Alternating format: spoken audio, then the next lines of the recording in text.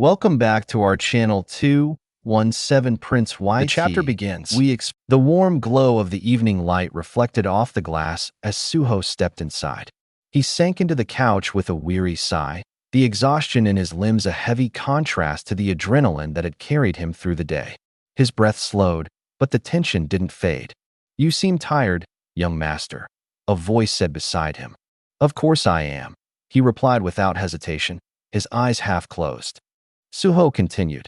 "My uncle just gave me a huge lecture." Suho's lips curled into a faint smile. "Mom and Dad are also that worried for me, right?" But before sentiment could settle, he stood up suddenly. "Let's go to the Shadow Dungeon." His companion blinked in disbelief.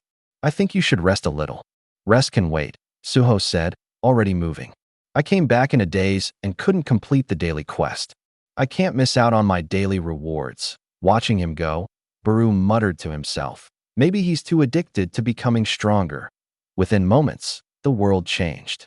What greeted Suho wasn't the familiar training ground. A twisted, broken city stretched before him, steeped in a haunting purple fog. He froze, eyes wide in alarm. What?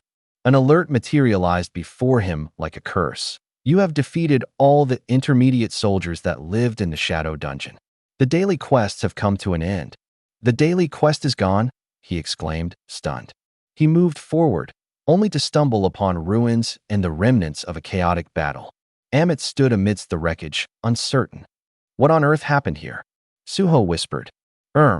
Came the only answer, uncertain and ominous. Amit had gone on a rampage, slaughtering every goblin in the Shadow Dungeon overnight. His crimson eyes glowed with unrestrained savagery as his bladed limbs slashed through the dim corridors, leaving nothing behind but shattered corpses and ash. Amit, arms crossed and brow furrowed, surveyed the aftermath with measured calm. I should have cautioned him to only target the ones interfering with the guest's training, but he killed them all in one night. His tone was gruff, not regretful, just practical. Yet for his promotion, I'll call no mercy. The chaos prompted Suho's stunned reaction. "You killed that whole wave of goblins." The question hung in the air, disbelief tinting his voice. "My growth just skyrocketed with the daily quests." Amit turned slightly, his interest piqued. "If becoming stronger is what you want, I can train you." Suho blinked, surprised. "You can do that?" he asked. "I accept guests who seek strength because I know how to train them." Amit's voice was firm, every word resonating with certainty. "I'll teach you how to grow stronger." Suddenly, a system alert bloomed before Suho's eyes. "Quest. Daily quest. Preparation to become strong has arrived. Will you accept?" "Another daily quest." Suho murmured to himself, eyes narrowing. Then with a sigh of resolve, "Well, I have to accept this." Suho nodded. "All right, I'll be counting on you then." As the interface pulsed and a shimmering light danced around him, Suho looked up at the new quest log. "Let's see. 100 push-ups, 100 sit-ups, 100 squats, and a 10 kilometers run." He frowned. "This is the way to become stronger?" Beside him, Amit scoffed. "Just that alone might be enough." Amit smirked darkly. "You'll have to carry weight on your back while you do all of them." The interface displayed the full quest, etched with glowing runes. Quest. Daily quest. Preparation to become strong. Goal. Push-ups, 0/100. Sit-ups, 0/100. Squats, 0/100. Running, 0/10 km. You must carry weight at your back as you do the tasks. The challenge was set. The path forward would be agony, but so would the growth it promised. "You want me to carry you while I do the daily quest?" Suho stares at the massive beast before him, a mix of shock and annoyance in his voice. The towering creature kneels, its gaze unwavering. "My current size through years of experience," it explains. "It's a tough state we beasts have seen repeatedly and remembered by falling into hard times. This place might help me regain it."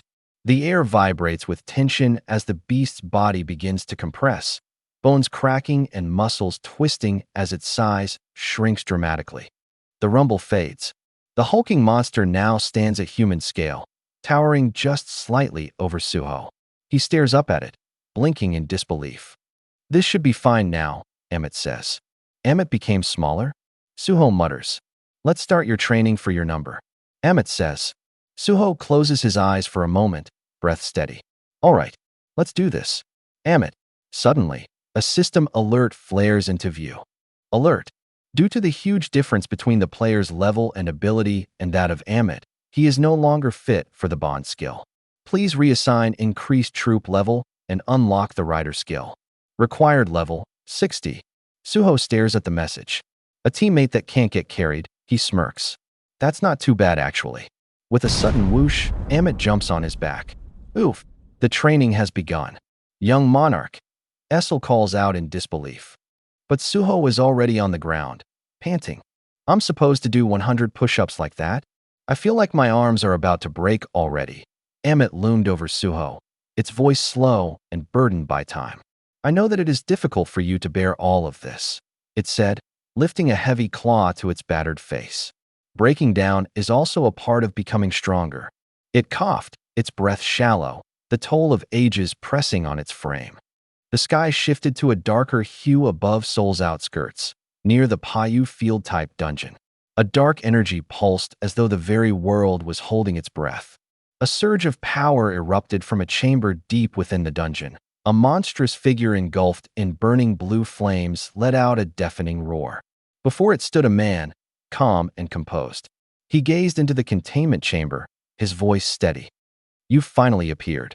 Standing in the quiet, Lee Minsung clenched his jaw, brows furrowed in frustration. "How long must I do this until?" he muttered. A voice whispered from the shadows. "Human, you continue to prove that you deserve to be a part of this." From the darkness emerged a cloaked demon with burning red eyes, its mouth curled in a twisted smile. "The Chosen One has saved us from our filthy lives, hasn't he?" A title appeared, Demon Mormu, Stardust Factory Overseer. "A filthy life?" Lee Minsung's voice echoed, but the words had barely left his lips when he struck Mormu, slashing at him with blinding speed. The sudden strike rang out with a flash of steel against shadow. Lee Minsung recoiled slightly, unfazed. "A mere monster like you dares to answer me like you are a deathless god." The demon hissed, stepping closer, red eyes glinting with disdain. The demon stepped forward, crimson eyes burning like coals beneath the hood. "Where's the kid?" Lee Minsung's voice rasped. Without flinching, the demon answered coldly. "The apostle is busy." Lee Minsung's voice echoed. "Lim Taegyu will soon come back to Korea. Ask him to keep his promise." The demon studied him in silence, its clawed hand slowly extending, presenting a golden item that pulsed with mysterious energy. "Seems you must be receiving this as well. Why do you not use it?" The scene shifted violently. A bleak, hellish landscape sprawled before the eyes. Legions of monstrous beings, shrouded in chaos and flame, stood beneath a red-blackened sky. "The Chosen One," the voice echoed again. "He gave up his future for this moment, and now the time of trial shall begin." Towering structures twisted by magic loomed in the distance. There is no room for doubt. Prove yourself, wake up, or disappear within the demon plane. The voice thundered like prophecy. That's why we could gather the 12 like this, back in the darkened street. The cursed item glowed in the demon's hand as its energy flickered like firelight. "If you follow me, you'll be able to grow stronger. Know who you truly are," the figure insisted. "You'll be able to break free from things you still hold." But Lee Minsung narrowed his eyes, and he threw the cigarette violently to the ground, the echo of its crash reverberating in the silence. "You know jack shit about me," he said darkly. "Stop acting like a know-it-all." The demon flinched. "Stop giving me that cult talk," Lee Minsung continued. "I won't use that shit." A deep chuckle rumbled from the darkness. You're so foolish. That's why you'll always remain a loser." Moments later, the skies above Korea remained storm-laden as he walked across a deserted plaza. The building in front of him flickered with cold blue lights. He stood still, wind tugging at his coat. "I just need to endure all this until that kid kills Lim Taegyu," he muttered under his breath. "After that, I'll report all of this to the Hunter Association and the shadows will take care of them." His voice, calm but steeled with conviction, vanished into the wind, but in his eyes, the fire of defiance burned brighter than ever. Lee Minsung's voice rang with smug confidence, his fingers forming a peace sign as he declared his transformation aloud. He was turning everything back to how it was supposed to be. His smirk was sharp, crisp with arrogance, as he claimed he was returning to his past brilliant self. High above the street, a figure lingered on steel scaffolding, surveying the city below. She is Hunter Miho from the Hunter Association. Her figure stood motionless against the night sky, illuminated only by the dim glimmer of streetlights and the faint roar of passing cars. Hunter Miho stood with urgency, reporting her findings into her calm association chairman. She said firmly, "Lee Minsung just came out of Paou Field-type dungeon." Her voice was clipped, purposeful. In the headquarters, Chairman Wu's eyes narrowed at the news. Her voice continued, "I'm guessing that place is where stardust is made." The connection was becoming clearer by the second. Chairman Wu answered calmly, "All right, keep following him, Hunter Miho." Another official chimed in with concern. "It seems we're getting close to knowing what Lee Minsung is up to." Chairman Wu, he continued, reflecting on the past incident. During the airport dungeon break, all the association staff who had nearby gates mentioned that they all lost their numbers at the same time. His voice grew colder. "They're all entities that consumed stardust." More papers slid across the desk. "We've already discovered hunters acting strangely in various places. What they all have in common is that they consumed stardust." His eyes were sharp now, focused. "Since questionable circumstances have surfaced, the Hunter Association is intending to ban the usage of stardust," Chairman Wu added grimly. Then Hunter Choi asked the inevitable question, "What do you intend to do with Lee Minsung?" Chairman Wu's expression darkened, his voice low and resolute. "We need to get him, as well as whoever's behind him." Hunter Choi stepped forward. His glasses caught the cold light as he replied with fire in his tone, "My hunters will help you as well." In a quiet office, Chairman Wu leans back in his chair, the screen before him casting a cold glow across his thoughtful face. He gazes at a photograph on his desk, a shadow of old memories. The news reaches him softly. Suho has returned safely. A breath leaves him, laced with relief and reflection. If Suho truly is a growth-type hunter like his father, then his future promises terrifying heights and daunting burdens. The man knows better than most. Such a path comes with trials sharp enough to break even the strongest will. Yet despite that knowledge, he makes a quiet vow to himself. Whatever it takes, he thinks, his gaze lingering on the framed photo of Jin Wu and frozen in a rare moment of peace. Hunter Sung, I'll do whatever I can to help Suho. Elsewhere, Suho grits his teeth, his body trembling with exertion, drenched in sweat and effort. 99. 100. His hand slams into the dirt, clawing for strength. The ground cracks beneath him from the force. He forces himself up, again and again. Amit's voice echoed. 100 push-ups. He already finished them today. Essel stares in disbelief. Young Monarch's arm is broken, but there's no time for sympathy. A shadow-black silhouette erupts with a screech, its eyes glowing wild with pressure. Wounded but resolute, Suho reaches out toward a shimmering screen, stained with blood. Baru barks, "Stupid crocodile. Bastard. What are you doing?" It's still the tutorial. Suho ignores the noise, his fingers brushing the glowing letters. Status window. A soft beep. The purchase goes through. The companions freeze, eyes wide. Their panic is replaced by confusion as the shop interface flickers, and Suho staggers back. Time slows. Around him, ruins stretch into darkness. In his hand, a healing potion glows faintly. He stares at it, breathing heavy. "This is great," he murmurs. His thoughts turn forward. "I actually wanted to become stronger before I fought Lee Minsung. I just have 3 tasks left, right?" A glint of focus sparks in his eyes as he looks toward the next challenge, body surrounded in radiant green light. Let's continue with the preparation to become strong. The countdown continued, slow and haunting. 21. The number slipped from the lips of the Suho as Essel cupped her trembling hands over her mouth, holding her breath as tension choked the air. 22. Her eyes widened in horror as the next scene unfolded before her. Amit is set on Suho's chest with clam and resolve. Suho limbs flailed desperately, bones crashing beneath the weight of Amit. Nearby, empty bottles of potions lay on the ground. Through the chaos, eyes burning with fury as he carried Amit on his back. 47, he growled, panting, staggering forward. 48. On the ground, empty bottles of potions lay on the ground, their glass glinting under the dark sky. As his eyes darted over the devastation, a cry tore from his throat. Whoa! In the next scene, Suho was running carrying Amit on his shoulder. The ground trembled under the pressure of his feet.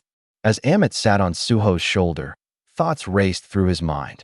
Although the young monarch still lacked the refined skill to fully master the system, he was enduring it, and that was more than expected.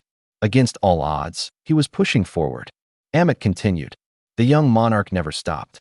No matter how broken, no matter how cornered, he always searched for a way forward. He might surpass even Taranak, or the other monarchs who once stood untouchable. A shadowed building loomed ahead. Somewhere behind its walls, hope and danger intertwined. Suho groaned, clutching his back in pain. My back. Purchase potion, the voice command activated. After some time, Gray tired, half shrouded in the dust silently laid down on the ground. Suho, sweat glistening on his face, breath shallow.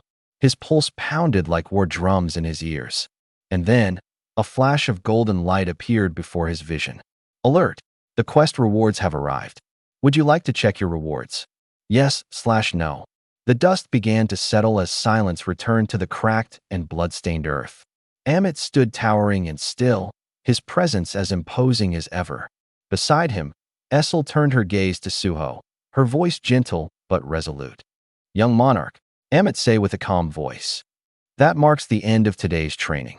Yet in his hand, the reward window shimmered like a distant star of hope. While the agony of the training still echoed through every inch of his body, he couldn't deny the results. Despite the torment he'd endured, and endured well. With both the quest reward and the merciless ordeal now behind him, he'd achieved progress, small but meaningful. His strength stat ticked upward, from 77 to 78. But more importantly, his endurance skill had leveled to 3, boosting his physical defense from plus 40% to plus 60%. That small leap meant survival. That edge could mean the difference between life and death. His thoughts stirred, conflicted but determined. This method wasn't the most efficient, but it worked.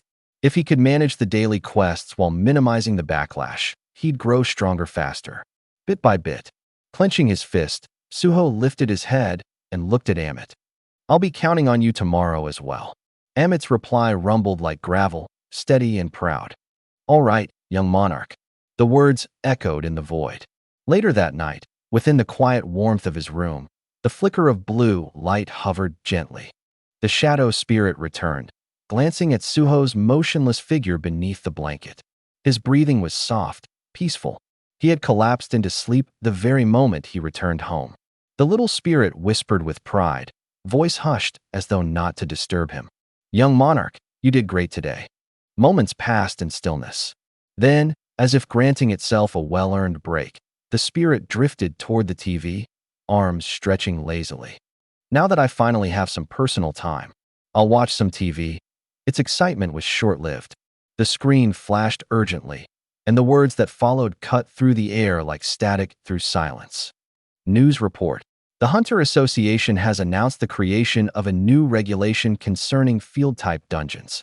The spirit froze, gaze fixed. The news continued, the tone grim and precise.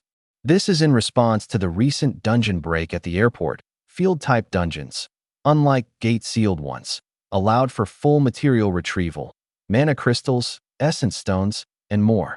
They were a gold mine, and private guilds had thrived from that access. But no more. The broadcast declared sweeping changes. Possession rights of these high-value dungeons would now come under scrutiny, especially the Grim Reaper Guild, now placed under direct pressure following the catastrophe. After that, in the Grim Reaper Guild, a man in a black suit lowered his paper. His expression sharpened, shadows falling across his brow. He read the papers in silence. What is this?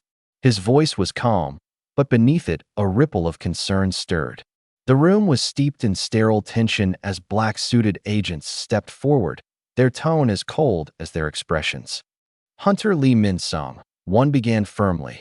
The Grim Reaper Guild possesses too many field-type dungeons. Their words struck like veiled accusations. We can't let field-type dungeons that could cause heavy damage to the world remain unregulated.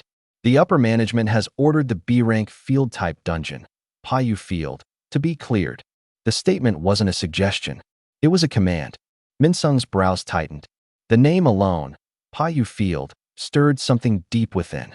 The agent continued, "You've not participated in any hunter work for over 6 months. If you wish to maintain your license, you'll need to join the raid." Minsung's gaze fell, his thoughts unreadable. A quiet pause. He understood exactly what this was. This is Chairman Wu Jinchul taking a shot at me. He clenched his fists, the memory of the chairman's piercing stare flashing through his mind like a brand. And of all places, Paou Field, the biggest factory under the guild's control. Frustration simmered beneath his composed facade. But no emotion showed, only resolve. I must reject that proposition, even if it means making the Hunter Association my enemy. But he didn't mean it. In a distant office under brighter lights, Guildmaster Lim Taegu sat, poised in a pale suit. His voice was clear and cool. "I understand," he said aloud, setting down the report. "We will comply with the association's request." A nearby agent bowed respectfully. "Thank you for agreeing to it, Guildmaster."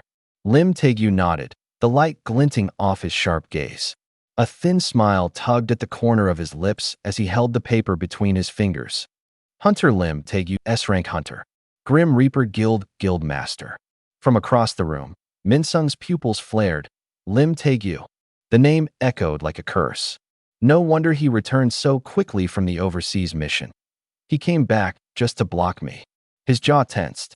The agents spoke again, voices impersonal and efficient. "The Hunter Association will dispatch a team of hunters to go on the Paou Field raid. Please form a party with them." Their words were absolute. The trap was set. The raid was on. Silence hung heavy between them. The polished surface of the conference table reflected their frustration. Two men bound by duty, yet divided by secrets. "Lim Taegu, what are you thinking?" Minsung's hands trembled against his forehead. "Do you even understand how expensive a field-type dungeon is to maintain?" But Taegu's eyes didn't waver. "Do you really think the association just wants to get rid of a dungeon?" "They know," he said, voice low. "They figured out what you've been doing in secret." His words struck Minsung like a slap across the face. "I told you not to underestimate them." The accusation ran deeper than words. It was betrayal wrapped in disappointment. "You ignored my warnings, and while I was away, you used the guild members however you pleased." Then, Lim Taegu's presence turned cold. His aura rippled with invisible pressure, laced with raw intent. His voice darkened. "Minsung, do you still think I'm that errand boy who cleaned up your mess?" The fury behind his eyes shimmered violet.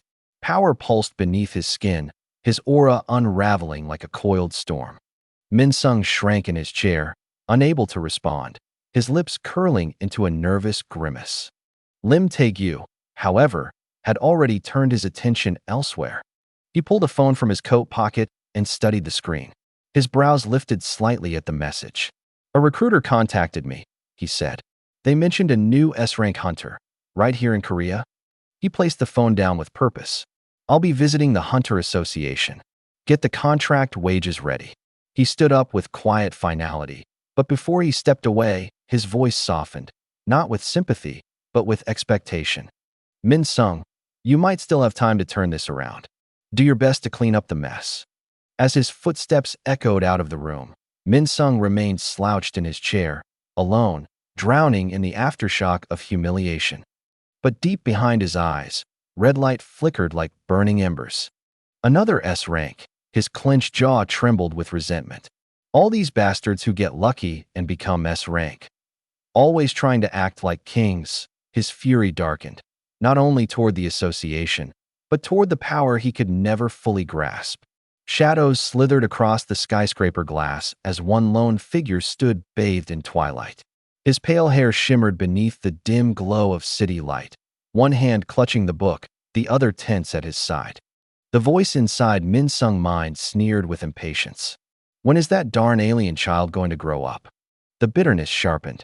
"When is that fragment thing coming again?" Then, a pulse, low, menacing, and filled with venom. "Kill Lim Taegu quickly for me." A single crimson eye flared within the darkness, swirling like a vortex of malice. The thought rang out with a disturbing urgency. He must be killed in order for me to. A new message appeared on his phone. Lim Taegyu's eyes fluttered open. He sat quietly in his seat, head bowed, deep in thought. The orders were loud, impossible to ignore, yet he remained still, calm, focused.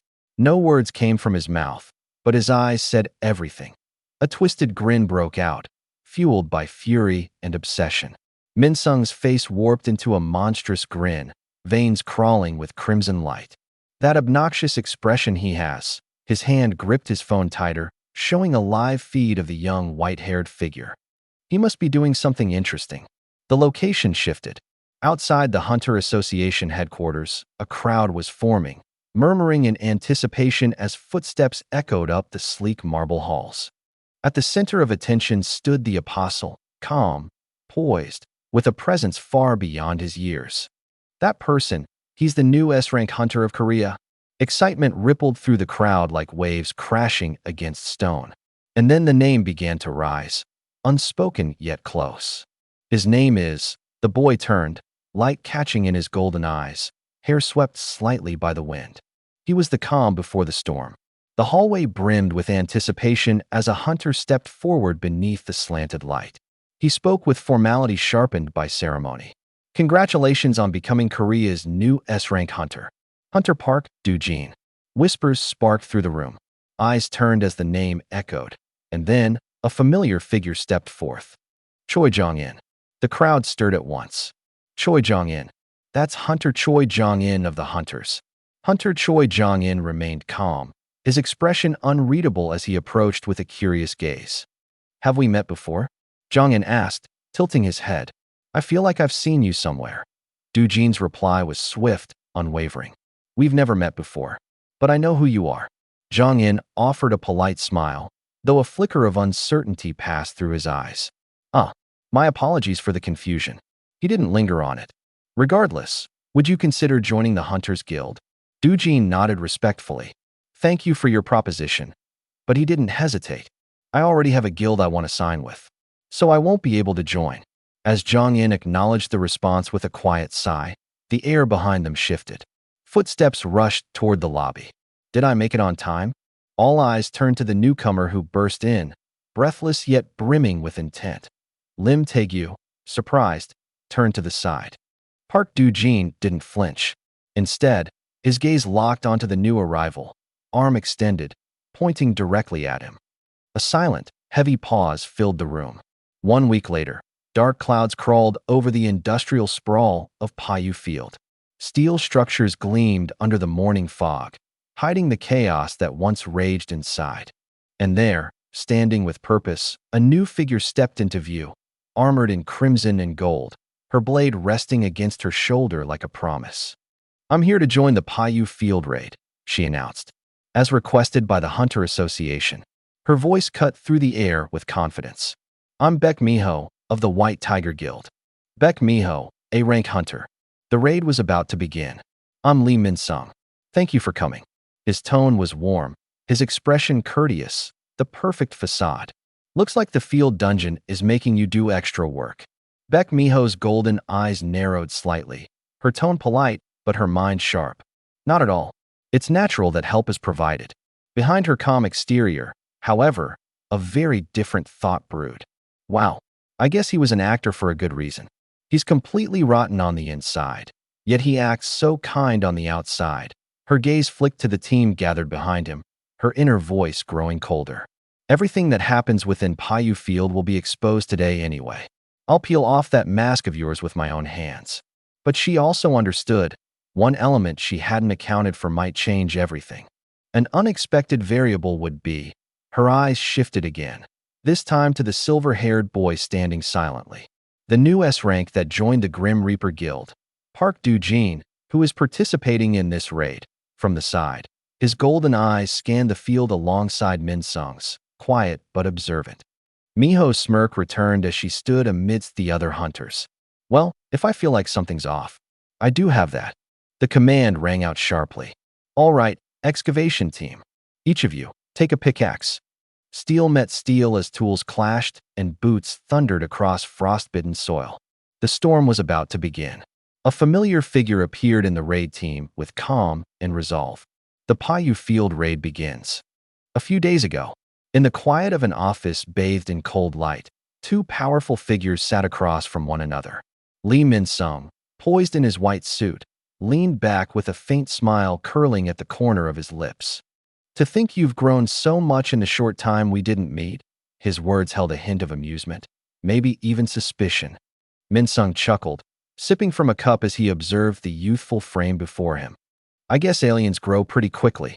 But Park Do-jin's answer came without hesitation, calculated and unbothered. "I chose a small and young body that'd be more advantageous for survival at an earlier stage. There's no need to consider appearance anymore, not since I've gathered more fragments and regained my strength." Minsung narrowed his eyes. "What's with the name Park Do-jin? And you became a hunter? What are you up to?" The boy raised his cup calmly. "It's a name I gave myself so that I can move about publicly. Becoming a hunter allows me to act freely beyond the shadows." Minsung exhaled and shifted in his seat. "Because of the airport incident, the association's been closing in on me, claiming I caused civilian damage." He leaned forward now, voice lower, more tense. "If Paou Field's factory gets exposed, it'll be over for both of us." But Park Do-jin met the concern with calm certainty. "Don't worry, Lee Minsung." He raised his teacup with steady confidence. "I joined the Grim Reaper Guild to prevent that from happening." His golden eyes glinted with something deeper, a vision beyond the moment. "I'll turn all the hunters in the raid party into believers. When that happens, they won't find anything there." Minsung raised a brow, intrigued. "A strong move right from the start, huh?" He leaned in. "But do you really think you can defeat Lim Taegu? An S-rank hunter, right now?" The room darkened, memories flickering. Park Do-jin stood silent for a moment before responding, his voice low and unwavering. "Are you referring to my promise to kill him?" "I'm certain now after meeting him." His gaze sharpened. "If I fight with a S-rank hunter now," his sentence trailed, but the intent behind it was clear as day. A twisted grin curled on Minsung's lips, a smirk born of cruelty and indifference. The shadows licked his jaw as he exhaled, his tone as calm as it was venomous. "I don't care if both of you die. Just keep your promise." And with that venom, the curtain lifted. The light outside was dull behind the gray, angular windows. The sky cast reflections across the glass, mirroring the cold tension inside the room. Chairman Wu sat at his desk, arms crossed in silent anticipation, his eyes fixed on a monitor before him. The Paou Field raid should be starting soon. His fingers tapped in rhythm with his thoughts. The gears behind his composed expression turned relentlessly. And then, a name surfaced in his mind, one that held the weight of growing suspicion. Lee Minsung and Stardust. His brows furrowed slightly. The name brought more than just apprehension. It demanded action. "We need to obtain solid evidence in this raid." The weight of that responsibility pressed down, but a measure of reassurance lingered. The White Tiger Guild had stepped in. A-rank hunter Beck Miho was among the participants. That alone offered a sense of tactical insurance. Her fiery prowess could counter the unexpected if such a need arose. In flames she stood, her power flaring behind her calm demeanor, eyes sharpened by battle-tested instinct. And behind her, even greater strength loomed in shadow. Choi Jong-in, another S-rank, waiting in silence, prepared to act the moment things strayed off course. Yet despite these safeguards, the unease lingered. Park Do-jin, that name, like a splinter beneath the skin, refused to be ignored. A new S-rank, appearing from nowhere. Too sudden, too convenient. The fact that he joined the Grim Reaper Guild, right as we're starting the Paou Field raid, his thoughts spiraled deeper. "I can't help but think the situation is going in Lee Minsung's favor." His jaw tightened, the pieces connecting too cleanly. "And there's one more thing bothering me." Files scattered across his desk. One image stood out. Suho, assigned to the excavation team. A name that had begun to carry weight of its own. Suho is joining as part of the excavation crew. He narrowed his eyes at the photograph, trying to read something beyond the static pixels. "I wonder if it's a coincidence or fate." He'd approved it. Let it pass, believing it would be harmless. But now he wasn't so sure. "But I don't know if that's the right decision." Meanwhile, deep within the inferno of the raid zone, flames twisted violently. a writhing beast of heat and pressure that consumed everything in its wake. Amid the chaos, a desperate cry rang out, gritted teeth, sweat dripping from scorched armor. "Strike team, I can't last for long." He braced himself against the heat, roaring as the fire closed in, swallowing the battlefield whole. A blast of flames tore through the battlefield, washing the air in sweltering heat and golden light. The red-armored hunter, defiant and resolute, leapt forward with a clenched fist, striking the enormous fire beast's rocky hide with relentless force. The impact resounded like thunder, and the burning colossus staggered as molten debris crumbled from its shoulders. For a moment, the beast faltered, and in that instant, it saw her eyes. Burning with a warrior's focus and wild instinct, her gaze pierced through the inferno like a blade. She pivoted sharply, her cape trailing behind her in a graceful arc as she lunged again, this time faster, more precise. Her entire frame glowed with energy as she drove her elbow down into the creature's skull, knocking its head violently to the side. The ground beneath them split with a concussive shockwave.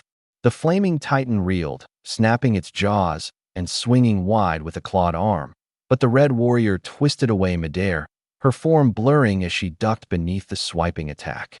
With speed like a shadow, she spiraled high above her enemy, then shot downward like a falling comet. The blow struck true, an echo of devastation shaking the cavern. Her foot sank deep into the beast's back, grinding into its scales with the weight of her momentum. But before the dust could even settle, she burst forth again. A blur of movement, a red blur soaring with deadly purpose. She landed another strike, then another. Her momentum didn't slow. If anything, it became more vicious, more unrelenting. The beast stumbled back again, crimson ichor dripping from its cracked armor. The tremor of impact sent shockwaves through the battlefield as the massive red beast slammed into the ground, flinging shards of stone and soil into the air.